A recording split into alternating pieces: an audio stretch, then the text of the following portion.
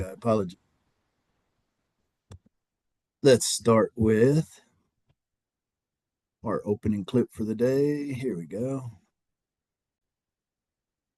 Be curious if you guys recognize the person in this. Hit play. I thought hit play. I'd be having difficulties all the time with this. There we go. Very loud.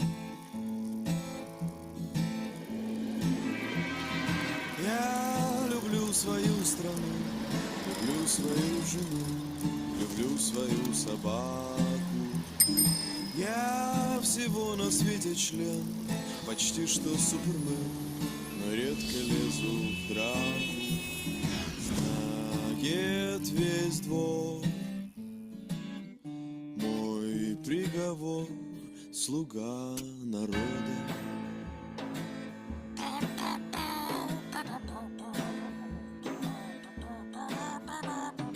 У меня почти все есть, достоинство и честь, и даже крики «Браво!». Персональный самолет мне выделил народ, а что, имею право на животу. Вот тут набью тату, слуга народа.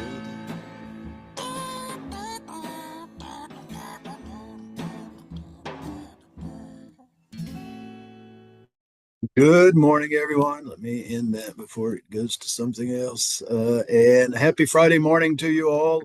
I Good don't know. morning. I don't know if you recognized, perhaps you did, that handsome young man in the video there. That is the current president of Ukraine, Volodymyr Zelensky. It was about a decade, actually, it's a little over a decade now. He was a comedian.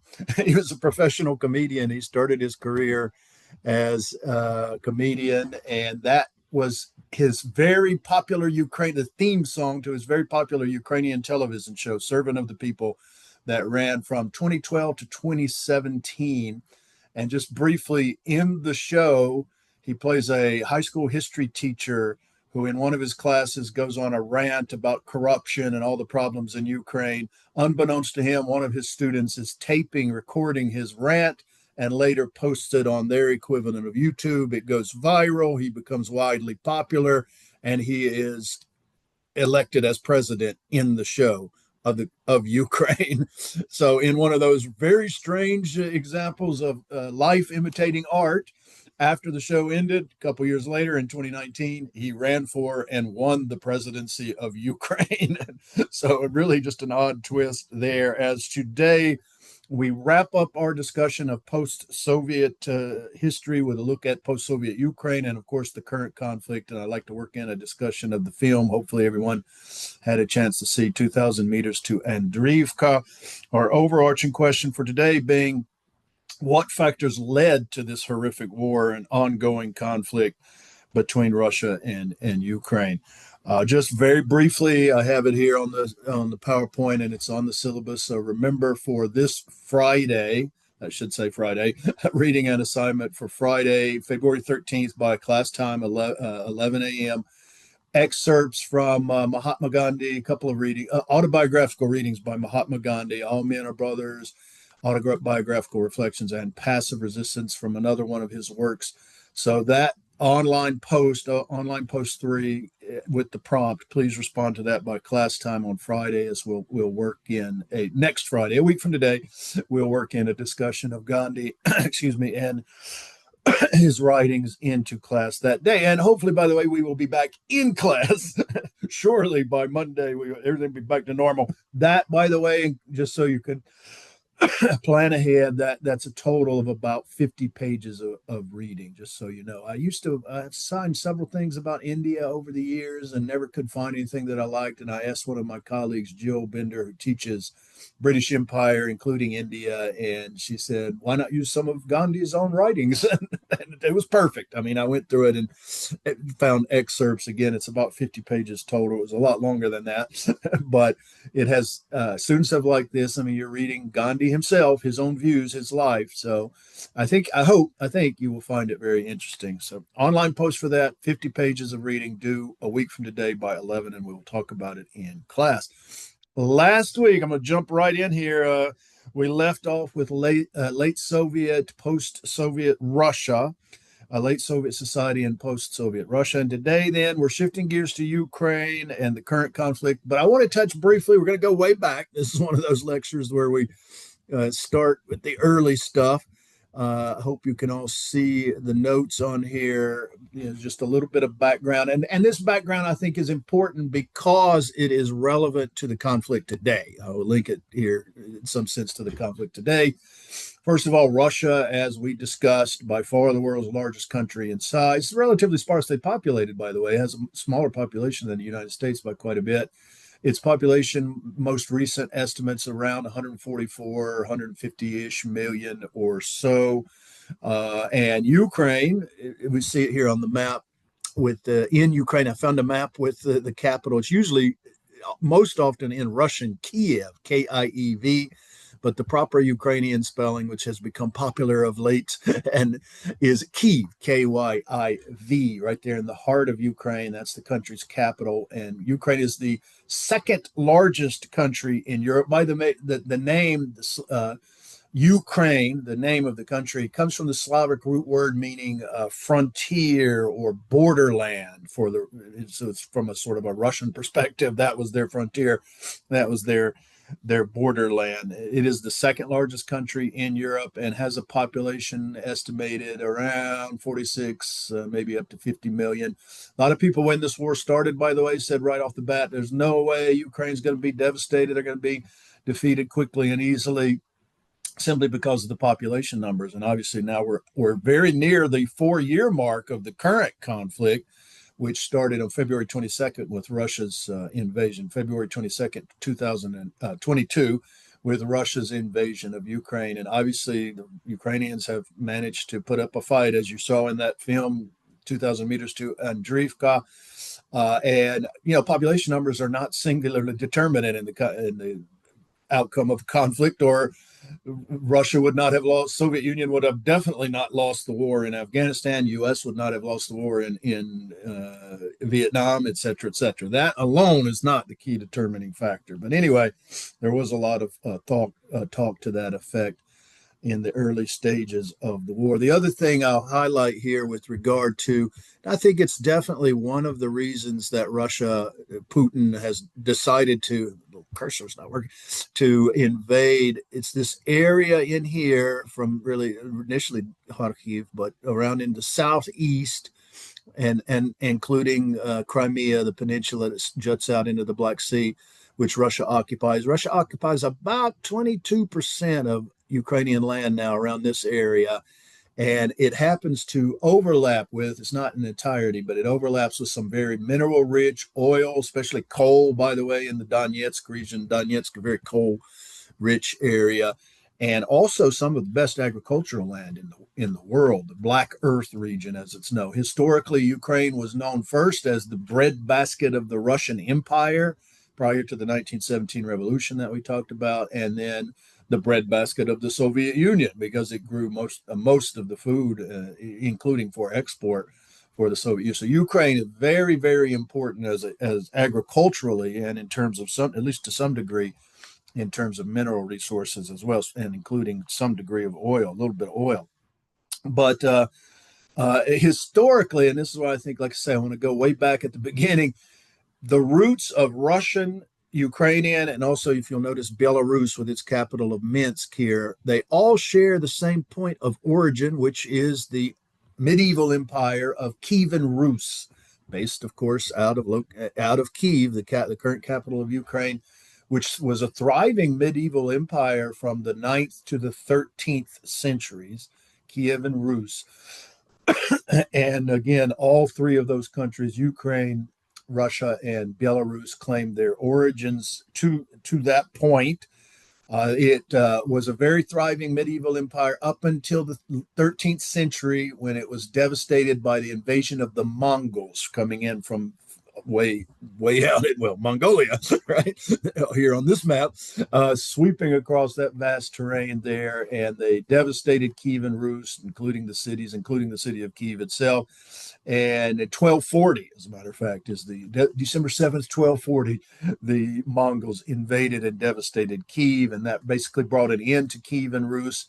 And then for the next, and I think this is an important point, in part because I want context here, when Russia did invade Ukraine in February 22nd, 2022, one of the things that Putin said and tried to justify, he said, "Oh, Ukraine's not really a country. It's not a separate country. It's just part of Russia historically." And there's a grain of truth to that, in the sense that Russia conquered and colonized Ukraine. But of course, that's a gross exaggeration. Ukraine had its own separate history from Russia, especially following. And by the way, Kievan Rus was based in what is today Ukraine, not Russia, right? Moscow, as we see here to the east, Moscow grew up separately. The city of Muscovy, as we now call Moscow, in the West we call it that, grew up to the east there. But it all started in Kievan Rus, which is modern Ukraine. And then after the Mongol invasion, Ukraine developed very separately from Russia. Ukraine and Belarus, they became part of the powerful at the time Polish-Lithuanian Commonwealth. Russia, meanwhile, Moscow and the cities of Russia were under Mongol occupation for the next 250 years or so. So they were very separate, and and on a totally, well, I mean, related. Linguistically, they're very related, etc.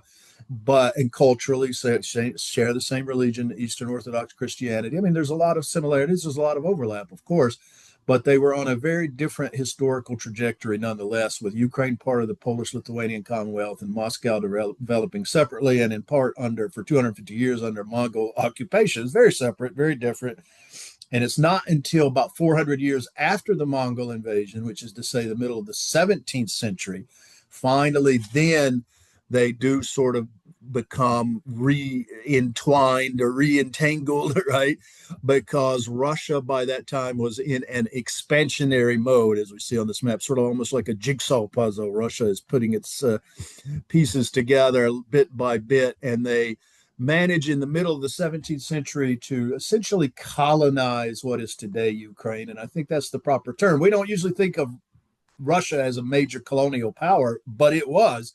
The reason I think we don't think of it in those terms is because it was all contiguous. It was a land empire. Russian Empire was by far the largest in the world, as opposed to, say, the British Empire, which, by the way, we'll begin talking about on Monday when we discuss India. The British Empire, of course, was this vast sea empire. It was very different. And the French Empire is similar to that. But Russia was a contiguous land empire that became, by its height in the late 19th, early 20th century, extremely vast. And that included Ukraine. Russia basically conquers/colonizes Ukraine. Here we see its capital, Kyiv, by the middle of the 17th century, 1649 and later. After that, Ukraine is basically under Russian control. There's a brief spell of Ukrainian independence during the Civil War era that we talked a little bit about after the Russian Revolution, that is, of 1917. So the Civil War from 1918 to 1921, Ukrainians declare their independence during that small, brief window.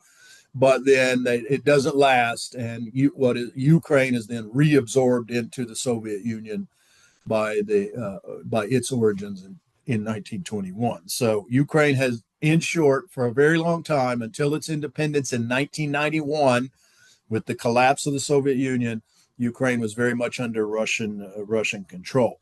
So we'll pick up the thread then there in the early 90s, jumping way ahead, with the collapse of the Soviet Union and the independence of Ukraine. The main theme, I think we can sort of couch Ukrainian history since independence. We can couch it in this terms of the country caught, again, it gets to this notion of a frontier or borderland, caught between more powerful neighbors to its east and to its west. Of course, in the case of to the east, that would be Russia, right, looming rather largely. And to the west, that would be the European Union and the U.S. And Ukraine's kind of pulled both directions. For one thing, and this is very important to understand with regard to Ukraine, it's a very divided country ethnically and linguistically. And by the way, it complicates our definition of ethnicity by language and language alone. If you look at this map, though, I think it's a very telling map. Now, this is from 25 years ago now. Percentage of Ukrainian population with Ukrainian as their native language. It will have changed, and especially dramatically changed in this lighter, more Russian, disproportionately Russian-speaking area to the southeast, because Russia is very much Russifying those areas, forcing Ukrainians out, forcing them to either leave or take Russian citizenship, and bringing in Russians, by the way. So that has changed a great deal. I will add to that, and we talked about it in class when we discussed the collectivization campaign. This is the very area that I showed you on that map during collectivization, the Holodomor, the awful famine that most historians cite as an example of genocide by the Soviet state, engineered by Stalin to crush Ukrainian opposition to collectivization. And it really impacted heavily, well, most of Ukraine, really, but especially much of that area that you see, the lighter tan areas that are disproportionately Russian. And that's some of the best agricultural land in the world, as I mentioned. So, of course, with the decimation of the Ukrainian peasant population, about 3.9 million Ukrainians died in the Holodomor, the famine of the early 30s. And Stalin responded to that by, he had to have, of course, had to have that land farmed. It was very valuable. He couldn't let that land lay fallow. But much of the population had died. So he moved in ethnic Russians to farm, settled ethnic Russians in those areas to farm that land. So that's one reason you see there on the map that area is disproportionately Russian. It's in part, not totally. Russian settlement had begun even before the Holodomor, but that was a major factor in that you see this disproportionate Russian-speaking population in that area. So it's a very divided country. I will add, and one little tidbit from the film, the 2,000 meters to Andriivka, that I found very interesting was a discussion that they're having with one of the young commanders who later gets killed. We find out, he points out, and he's saying he's from Kharkiv, which is in the eastern part, the Russian-speaking part of Ukraine, but he learned Ukrainian, and the other guy says, "Yeah, I'm the same," right? And that is, even though they technically they would be considered ethnic Russian because Russian is their native language, they have become Ukrainian. For one thing, they've learned the language. It's not their native language. Russian is still their native language, but they self-identify as Ukrainian. And that's a complicated and interesting aspect. One of the consequences of this war is that Russia has led to a lot of Russian-speaking people in Ukraine rejecting Russia, and becoming more Ukrainian by learning and speaking Ukrainian. So it's a sort of indirect offshoot, I think, of this horrible war, and a very curious one, a very, very interesting one. I've been to a couple of conferences on poll interviews and polls that scholars have had with Ukrainians about that and how they're learning Russian. They're learning Ukrainian. Most Russian-speaking Ukrainians up until quite recent years did not speak Ukrainian. They're now learning it, but they spoke Russian at home. So that is changing significantly. Now to the west, you see quite significant differences there. In some areas, very high percentage of native Ukrainian speakers. So part of the issue here is that Ukraine is very divided in that respect. And from the beginning of its independence in the early 90s, one of the key issues for Ukraine's post-Soviet presidents, the first post-Soviet Ukrainian presidents, and this is their founding father, if you will, died about the same time as Gorbachev in 2022, Leonid Kravchuk. And the question for these early leaders would they be more pro-West? Would they lean more to the EU and the US, or would they be more pro-Russian? Again, Ukraine is that's a key theme of its history, caught in the middle between these more powerful neighbors. And Kravchuk, by the way, was much more of the pro-West. He leaned to the EU. He made trade pacts with the EU. He himself was from the western part of Ukraine. He wanted Ukraine to be a European country, and he followed policies accordingly. By the way, it did not work out very well politically, even though he was sort of their founding father and very popular in that regard because he led the country to independence. The economy was an absolute disaster for Ukraine. It was a very difficult transition. We didn't talk about this the other day for all of post-Soviet Russia, including post-Soviet Union, including Soviet post-Soviet Russia. This transition from a command planned economy of the Soviet era to a more of a free market economy, it was absolutely devastating to a lot of people in a very difficult transition, and worse in Ukraine. I actually lived in southern Russia, Rostov, off and on for about 2 years during this period. And Rostov, by the way, is only about 40 miles from the Ukrainian border. I traveled by train through Ukraine several times. And I remember the Russians would say, "Oh, things here are so bad, they're terrible, but at least we're not Ukraine." Ukraine was much worse. The economy there was an absolute disaster. And you'll notice that Kravchuk doesn't last long, 91 to 94. He's voted out by a vote of no confidence as a result of the country's economic just suffering during this transition to a market economy. He's replaced by this fellow who I'm afraid I can't say many good things about. This is Leonid Kuchma. He winds up ruling for a little over a decade, and his reign was characterized by just horrible corruption. This is the point at which Ukraine becomes, it started earlier, I'm sure, to some extent, but rampant corruption becomes the norm under the leadership of Leonid Kuchma. When I was in Ukraine, I was in Kyiv for the summer of 2015 for about 6 weeks, I think it was.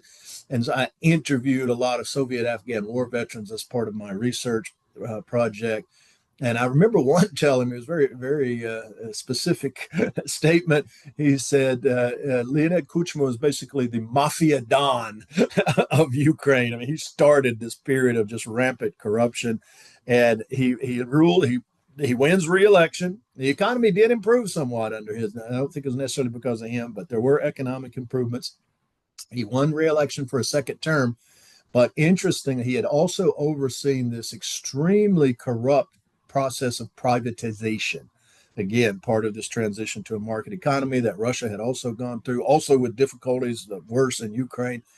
And it was extremely corrupt. Everyone sort of recognized it was basically privatization basically meant giving out state-owned properties to your cronies, to your supporters. Right? That's essentially what this was. And there was a Ukrainian journalist at the time who wrote a great deal, very brave, reported a lot about the corruption of the Kuchma government and this process of privatization. And unfortunately for him, we know this, by the way. There's a huge scandal that erupts in 2000 called, they dubbed it Kuchma Gate, because I guess every scandal has to end in gate since Watergate in the United States. They call it Kuchma Gate. One of Kuchma here, the Ukrainian president, one of Kuchma's bodyguards, really have to vet these people carefully, right? One of his bodyguards had snuck a recording device into the presidential office, hid it under the couch cushions, and he recorded Kuchma here complaining about that journalist and his reporting about the corruption during privatization, and essentially saying, it's not entirely clear if he's saying he's giving him the order to kill him, or if he's just saying he wouldn't mind seeing him killed. It's kind of like the context is a little unclear, but one way or another, about 2 weeks later, the journalist in question showed up in a forest outside of Kyiv, beheaded. So that didn't look good at all. Somehow, remarkably, even after this scandal erupted, he managed to, remained in power to the end of his second term. But this Kuchma Gate was definitely a cloud over his presidency. Yeah, Cruz, I see your hand there. It's Cruz? very, Yeah. it's very much more like Watergate than anything else that's had the word gate slapped on the end of it due to the Oh, recording device. Yeah, that's true because recordings were an important part of Watergate, right? Absolutely. Yeah, that's a good point. I mean, there's more validity in that. Although there's tons and tons. Seems like every time we have a scandal, it ends with Gate now. But yes, you're absolutely right. There was an element of that there. So this was just a horrific incident. But Kuchma served out. That happened in the early part of his second term. He served out the rest of his term. Then we get to one of the major turning points in Ukraine, post-Soviet Ukrainian history, which were the 2005 elections in the country. By far, the country, again, as I showed you on that map, was very divided.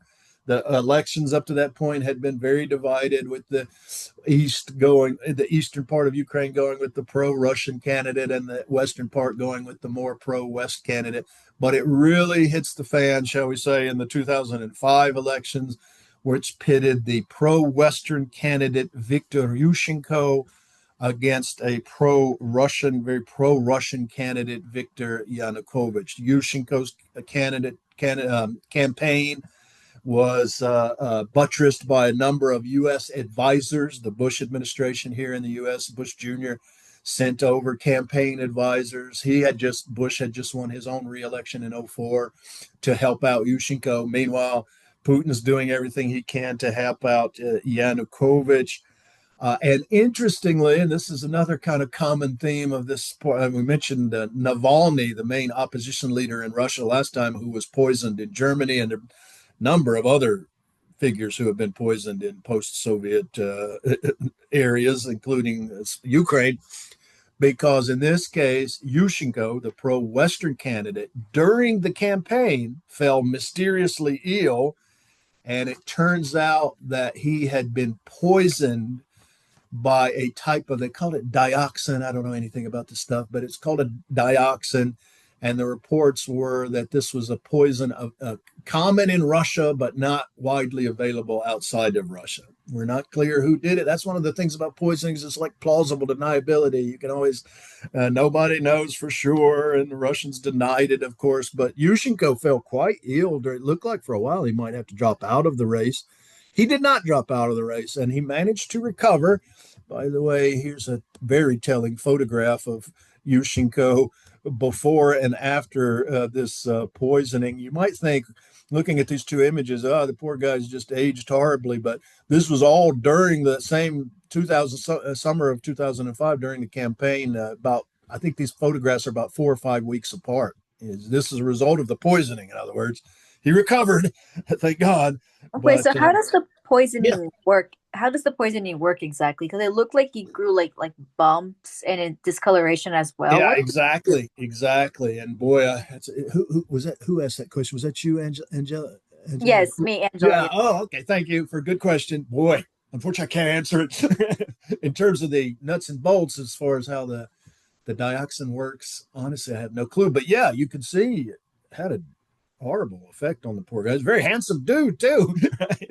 And I don't know if he recovered more over time. I hope he did, but it clearly had a pretty terrible impact on him physically there.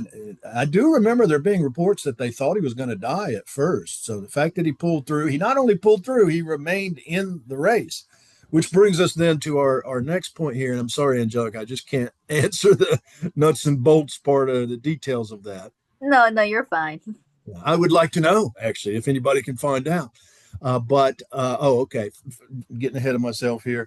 What happens then after the election, after the poisoning? By the way, Yushchenko gained some, I would say, sympathy points, support because of this horrible poisoning. And exit polls showed him winning by a count of about 53% in his favor. That is the pro-Western candidate Yushchenko, to about 44% for the pro-Russian candidate Yanukovych. But when the government, Kuchma still in power, and he's on the pro-Russia side of this, and Yanukovych was his protege, was his prime minister, in fact. So when the government announced the official elections, lo and behold, they were flipped.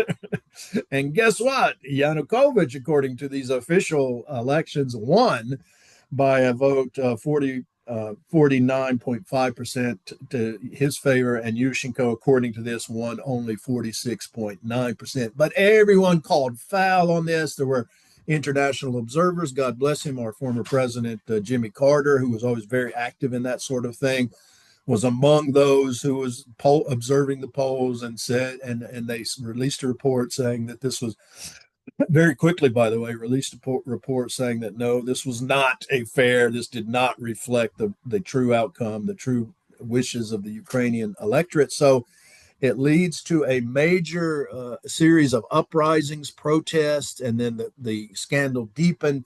Don't worry about copying this. I'm using a quote here from an excellent book on the history of Ukraine. If you're interested in Ukraine, I strongly recommend Sergei Plokhy's The Gates of Europe. It's an excellent book. And as he puts it in his, I'm using his quote here because I don't want to be controversial. And, you know, this is all about election fraud. And it does happen. It happens all the time. And it certainly happened in this case, as Plokhy clarifies here, telephone intercepts of discussions between members of Yanukovych, that's the pro-Russian candidate, his campaign staff showed that they had tampered with the server, imagine that, of the state electoral commission to falsify results. So the results of that election were pretty much definitively proven after this evidence came to light. I don't want to say pretty much. They were definitively proven to be faulty, to be false. And as a result, and in consequence, we see a massive protest in Ukraine, peaceful protesters at the height. This is, by the way, I've been here. It's a beautiful square, Maidan Square, Independence Square, as they call it, in the heart of Kyiv, the capital city of Ukraine. And at the height of these protests, more than 1 million protests, you'll notice all the orange. They call this the Orange Revolution because if you see all the orange sprinkled throughout there, orange was the campaign color, the color of Yushchenko's campaign, the pro-Western candidate who allegedly lost based on these fraudulent results. So massive numbers of people came out to protest this peacefully, and the results were subsequently overturned, and due, I think, in large part to these peaceful protests, or at least they had a major impact, to say the least. This is why they call it the Orange Revolution. The Constitutional Court decided to call for another election, which, by the way, they did. Other countries have elections much more quickly than we do. It seems like our elections last forever, right? But they were able to hold this, call for another election, hold it within just a month and a half, I think, to maybe 2 months, something like that. And this time the reports were, first of all, that it was fair, and secondly, that Yushchenko won, the pro Western candidate. So the results were reversed, and in fact, the results of the voting had Yushchenko winning by a 52% to 44% margin compared to his opponent, the pro-Russian candidate Yanukovych, and that did reflect the exit polls of the first election. So, was it 100% foolproof? Probably not, but it certainly did more accurately reflect the will of the Ukrainian population. Unfortunately, Yushchenko, it'd be nice to end the story here. Everybody lived happily ever after, but Yushchenko turned out to be an absolutely terrible president. He not only did he not stop corruption, which again had begun in earnest with his predecessor, Kuchma, if not before that, he not only didn't manage to stop it, by some accounts, he himself was corrupt. He alienated Russia and also ethnic Russians, of which there are a lot, as noted, in Ukraine by playing up to Ukrainian nationalism in a variety of ways. And the economy, by the way, tanked. Even it was just terrible during his rule. So this gives you some sense, I think, when he ran for re-election 5 years later as the incumbent president in 2010, he only, in the first round, Ukraine's a parliamentary system, so they have a lot of candidates who run, and then the top two have a runoff, right? And in that first round of elections, Yushchenko, as the incumbent, I can't stress that enough, won a mere 5.5% of the vote.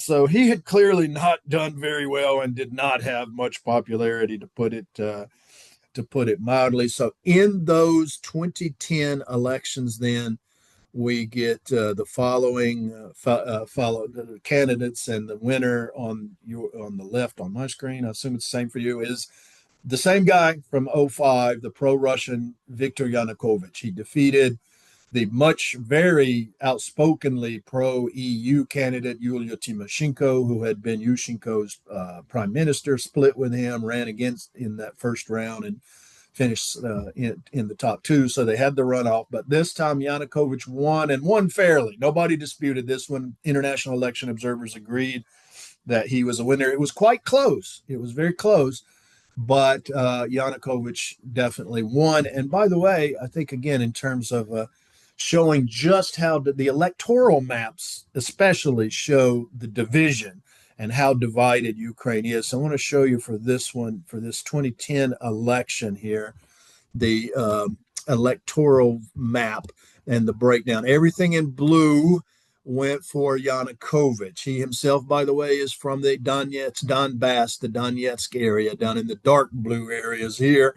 And everything in the pink and red went to Tymoshenko. So very pro-Western, predominantly Ukrainian to the west, very predominantly pro-Russian and disproportionately Russian-speaking to the east. That is the divide of Ukraine in a nutshell.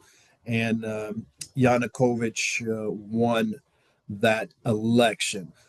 That opens the way to the beginning of the current conflict. So we're in 2010. Yanukovych takes over. It doesn't begin immediately. By the way, he was extremely corrupt, terribly corrupt. And it's just kind of, he and his supporters, his cronies, are kind of oligarchs, Ukrainian oligarchs, essentially robbing the state treasury for all intents and purposes. And then the roots of this conflict began when November of 2013, when Yanukovych decided not to sign a trade agreement with the European Union. He had agreed to it. Actually, the negotiations for it had begun under his predecessor, Yushchenko, kind of dragged out. And he had agreed to sign this trade agreement with the European Union. But meanwhile, Russia's Putin, is in his ear and offering better terms. And by the way, if you compare the deals, they were better terms. Russia was offering better terms because Putin does not want to lose Ukraine to Western control by any stretch of the imagination. So at the last minute, Yanukovych decided not to sign this trade agreement. And as a result, protest emerged in Kyiv, the capital, mostly among young students, as a matter of fact, like yourselves, beginning in the fall of 2013 after he rejected this EU trade agreement, because most of the young people of Ukraine associate themselves as West, as European, and they want to be part of the West, right? And initially, there were fairly small numbers of protesters, roughly 200s or so, something like that. But then Yanukovych made, I think, the ultimate mistake in this, which is that he sent in his riot police to break up the protests. And they literally cracked heads. I remember, again, just as an aside here, one of the Soviet-Afghan war veterans that I interviewed was telling me that his nephew, a young student in Kyiv at the time, was part of these protests. He had gone to these protests, and he had been beaten by the riot police with the stick, and it incurred serious injuries. So guess what? Rather than ending the protest, they grew in opposition to the crackdown. And in fact, this gentleman I had interviewed, who was in his probably 50s at the time I interviewed him, said that he got a bunch of his Soviet-Afghan war buddies together and they went to the protest. From there, the protests really, really, really take off. And it ultimately culminates in February of 2014, late February. And by the way, they were camping out in that Maidan Square that I showed you, where the 2005 Orange Revolution had occurred. And that camping out in Ukraine in the winter, believe me, that's a cold winter, right? They are currently, by the way, having one of their worst winters on record. And Putin has targeted power stations to knock out the heat and electricity and things like that. That's been a common tactic from the Russian side from the beginning of this current conflict. But so they, you've got to be dedicated to camp out and protest in the winter in Ukraine, and it comes to a head in late February of that year, 2014, when once again Yanukovych calls upon his riot police. Now, this is an event that I will say is sort of clouded in uncertainty. We don't know for sure what went on here. We do know that at the end of this crackdown, about 100 Ukrainian protesters were killed in Independence Square. When I was there in 2015, they had huge pictures of, they called them the Heavenly Hundred. Ukrainians referred to them as the Heavenly Hundred, who martyred themselves for the sake of the country. And as a result of this, Yanukovych flees the country, flees to Russia, actually to Rostov, and his government collapsed in the midst of this. So that put an end to his rule. The Russians immediately called this a coup d'etat and blamed the West. This is the tail end, of course, or this is the end, or near the end, second term of the Obama administration. The West, the U.S., Western Europe, EU, called this a uprising of the people, to expressing their political will. The Ukrainians themselves, interestingly, refer to these events as their revolution of dignity. They call it a revolution of dignity. So I think the terminology is very important here. And as always, there's different ways of looking at anything, right? And there's definitely different ways of looking at this. But the end of it being Yanukovych's pro-Russian government is overthrown by this uprising or coup or whatever you want to call it, revolution of dignity, in February of 2014. I think we're not going to have time. I will post this on as part of the announcement I send out following today's class. It's like 4.5 minutes. Very interesting phone call between. Don't worry about copying this down, by the way. At the time, two key figures in the U.S., the Obama administration, Assistant Secretary of State, Victoria Nuland, and the ambassador to Ukraine, Jeffrey Pryat, in which they basically, this was supposed to be on a secure phone line. There's no such thing. Those days are gone. It was somehow tapped, and I'm going to say Russia did this. Don't know for sure. Somebody tapped it and posted the phone call on YouTube, and it is a fascinating phone call in which basically these two leaders, key players from the United States in Ukraine, decide who's going to rule the country. It's our taxpayer dollars at work. So do please listen to this. I think you will find it quite shocking, especially when Nuland uses the F word a couple of times in reference to the EU. That was a big part of the scandal. To me, the bigger scandal is they're basically deciding the fate of another different sovereign country, Ukraine. But anyway, we'll move on. I do strongly recommend that you listen to that. I'll send out a link to it. But for the sake of time, let's finish up our discussion and talk about how where we're at. And that was the turning point, the overthrow of Yanukovych in late February. Russian forces immediately seized control of Crimea. I'll show you all this on a map here in a moment. And then in late March, pro-Russian separatists in the eastern regions of Ukraine, the Donbass region, began fighting with Russian support as they declared themselves breakaway regions, the Donetsk, the People's Republic of Donetsk and the People's Republic of Luhansk, breakaway regions from Ukraine. They were declaring their independence. It was not clear if they wanted to be independent or part of Russia or whatever. Now it's definitely part of Russia, but that's a little bit later part of the story. Anyway, fighting began there. It wasn't going well for the pro-Russian separatists at first until in June, July of that year, 2014, about 1,000-ish Russian special troops crossed the border to buttress their support for these pro-Russian separatists. And then basically things congealed into a stalemate for roughly eight years, more or less. Here we see the map here. Don't worry about copying this down. But just to clarify where we're talking about, these were the strongest Russian speaking. You see, it's they're on the border of Russia, not coincidentally. This is the disproportionately Russian speaking part of Ukraine. Crimea also has a majority, roughly 65% ethnic Russian population. So those are the areas that Russia focused on seizing in these early, this is 2014. The current war really began then. I mean, it was a much more small scale, it was localized, but it really began with with these events of 2014 and the separation, the attempt to separate by the pro-Russian people forces in Luhansk and Donetsk. And that war lasted right up until the expansion of the war in 2022.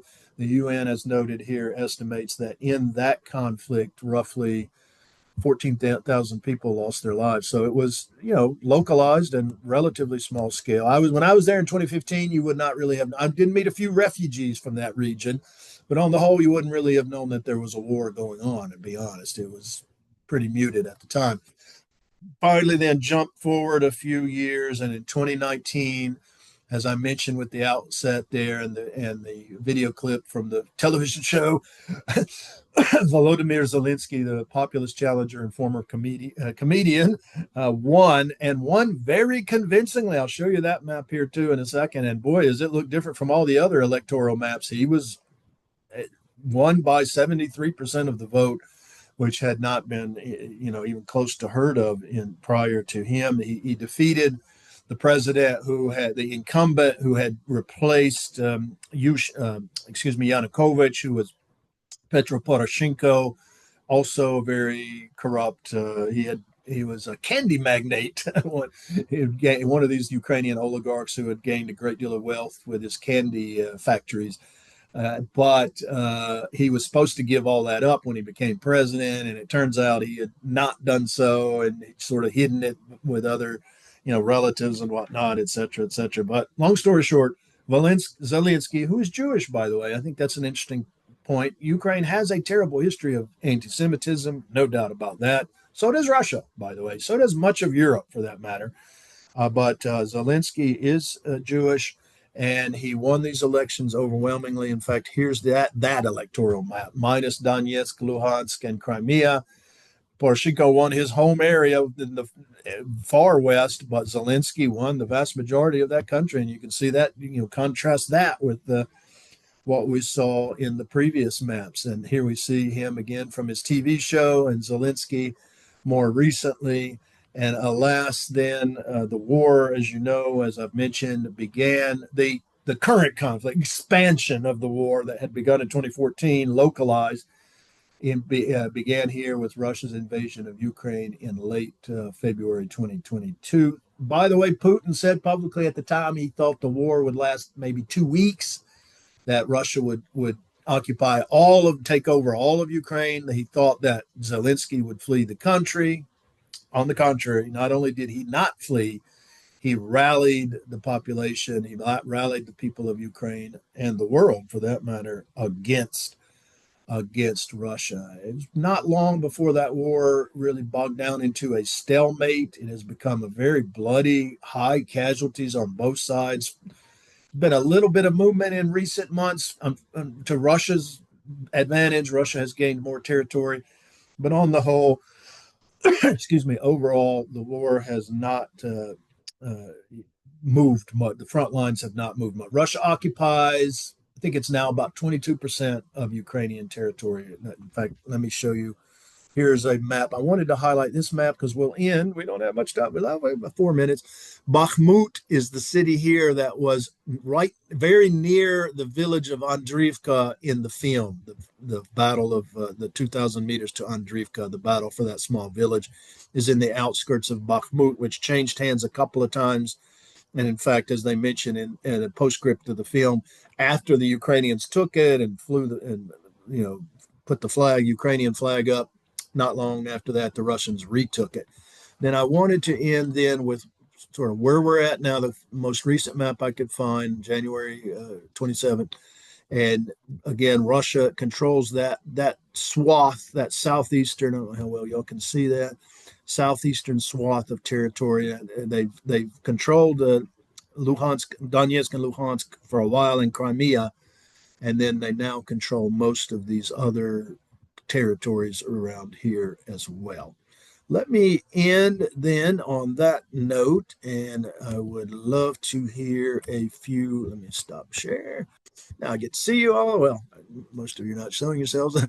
But anyway, in the couple minutes we have left, reactions to the film. I hope everyone had a chance to see it. Be honest with you, I thought I was a little disappointed myself. I thought it was a little too long. Could have been better edited. Did anyone get a chance to see it? I hope you did. You can send me a email. Yeah, email me a extra credit reaction to it. It wasn't. I tell you, it was some of the grittiest, most raw battle footage that I have ever seen. That was intense. But on the whole, I didn't think it was that great of a film. To be honest, I'd heard a lot better, great things. Anybody have a chance to see it? I'm talking about 2,000 meters to Andreevka. Cruz, did you get a chance? I see you. Yeah. No, I've been swamped in late work, but Okay. I have seen footage from that war. Okay. I've It might be some of the same footage. Hard to I've say. seen I've seen I think on the Ukraine side they're taking Uh, explosive charges and they're putting them inside of Fanta bottles and then they're dropping them from drones. that okay. We do see. By the way, this has become a very drone-driven conflict. I mean, 21st century Yeah, warfare for sure. I This is think a the drone Fanta war. bottle thing, I think Uh, the Fanta bottle thing might have been from the earlier part of the war, where yeah, they were making which grenades out of them. They very, were very making like interesting. payloads. And Uh, then earlier on, people were like taking guns from museums, from like World War II museums, and using those because they didn't have many. They yeah, use, I think, captured Russian weapons now, but yeah, mostly definitely, they were definitely. starting out with like they were starting out with like museum pieces, like bolt Very action rifles that their wow. grandpas used in From World like War World War II. II, yeah. Very interesting indeed. Yeah, this war does show some, some of the drone aspect, which has excuse me, this film, it's from 2023, so it's a little bit on the earlier side of the conflict as well. I thought the most gripping scenes were, and again, I'm not sure if anybody has seen this, right? When they capture several Russian soldiers, they take them alive. We just had, by the way, a Russian Ukrainian prisoner swap yesterday, and I will say, and we're going to run out of time. In fact, I'll end on this. I will give President Trump some credit on this. He has at least tried to bring the two sides together. They're still very far apart. Negotiations have gone nowhere to date, or very stalled. But at least they're trying. At least they're talking. First step in reaching some sort of agreement is to talk, and they weren't talking for those first couple of years. So let's hope it go. They managed to come up with some sort of an agreement. I haven't been able to do anything actually. My internet Yep. is so bad right Oh now. no! Oh no! I try Well, because like I'm on Zoom on my phone because my internet oh doesn't even allow me to do anything on my yeah. laptop or my iPad. So I'm kind of cooked, honestly. I get that, and I don't think you're the only one. By the way, a couple of people have emailed me with similar issues, and that's fully understand. That's one of the reasons I'm doing these videos and posting all of this as I will to today. And hopefully, thankfully, please, Monday, let us all be back together in person for our discussion as we begin with India and South Asia. I will post this and post the lecture notes and the PowerPoint as I've been doing. And let's hope we get back together on Monday. I would love to see you guys in person. So, with that, I think we're out of time. And I will, like I said, hopefully see you on Monday. Have a great weekend in the meantime.